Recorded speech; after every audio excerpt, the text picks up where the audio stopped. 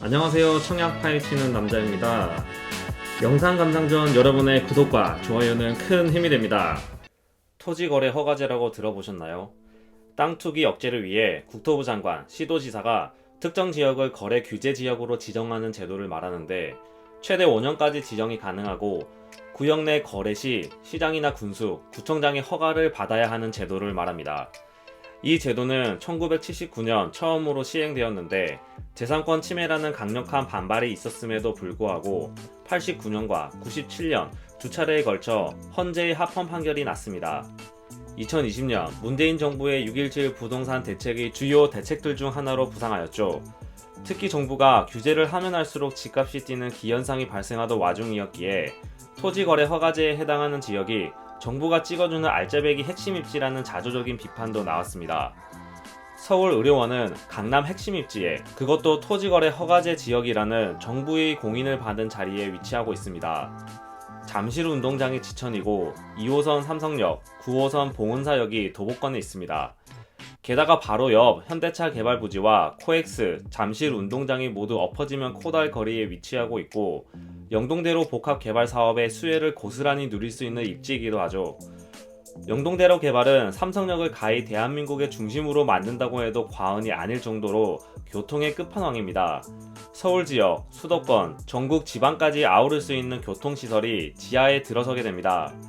이렇게 좋은 입지에 공동주택, 그것도 공공아파트를 건설한다고 하니 상식적으로 이해가 안 되시죠? 이 지구의 이름은 심지어 국제교류복합지구입니다. 그래서 처음에는 강남구에서 아파트 짓는 것을 엄청 반대했습니다. 애초 서울시에서도 처음 계획을 짤 때 공동주택을 지을 수 없도록 했습니다. 하지만 박원순 서울시장이 재임하던 시절인 2018년 12월 800가구 규모의 공공주택을 공급하겠다는 계획을 발표했고, 갑작스러운 작고 이후 시장 권한 대행이던 시절 2020년 8월 정부의 입김이 최고로 작용하면서 8.4 대책에서 3,000가구 개발로 확대되었습니다. 하지만 또다시 정권이 바뀌고 계획도 800가구를 공급하겠다고 바뀌었습니다. 북측에는 550가구, 남측에는 250가구를 짓겠다고 말이죠. 하지만 아직 북측 지역의 변경 고시가 이루어지지 않았습니다. 이미 서울의료원의 철거가 마무리 단계에 있는 만큼 올 상반기에 변경 고시가 이루어지고 해당 부지에 대한 분양 일정에 돌입할 가능성도 있습니다. 기 발표된 국제교류복합지구 지구단위 결정 변경 고시를 살펴보면 서울의료원 부지는 북쪽과 남측으로 나뉘는데, 북측의 경우 원래부터 단독주택 및 공공주택 개발이 불허된 곳입니다. 하지만 지난해 11월 서울시 국제교류복합지구 지구단위계획 결정 변경 고시에 따르면 별도의 활용 방안을 마련한다고 했죠. 공공주택에 대한 여지를 남겨놨습니다.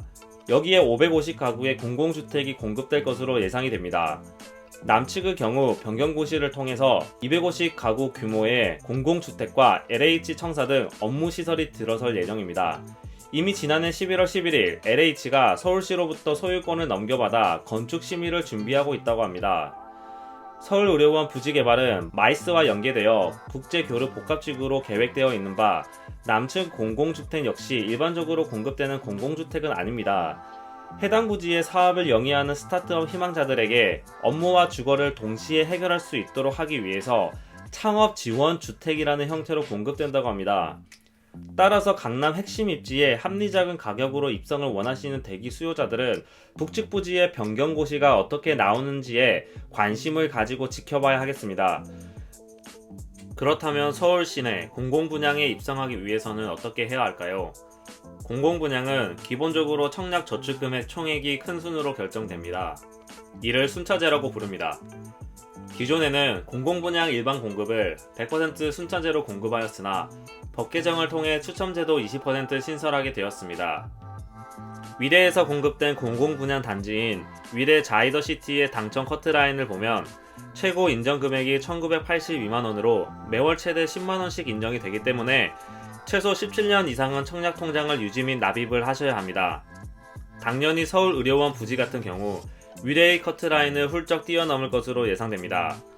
못해도 최소 25년 이상 묵은 청약통장들이 쏟아져 나올 것으로 예상됩니다. 공공분양에 대한 자세한 내용을 영상으로 만들어 놓았으니 참고해 주시기 바랍니다. 남은 북측 대지에 대한 지구 단위 결정 고시가 공람되는 대로 좋은 소식으로 찾아뵙겠습니다. 이상 청파남이었습니다.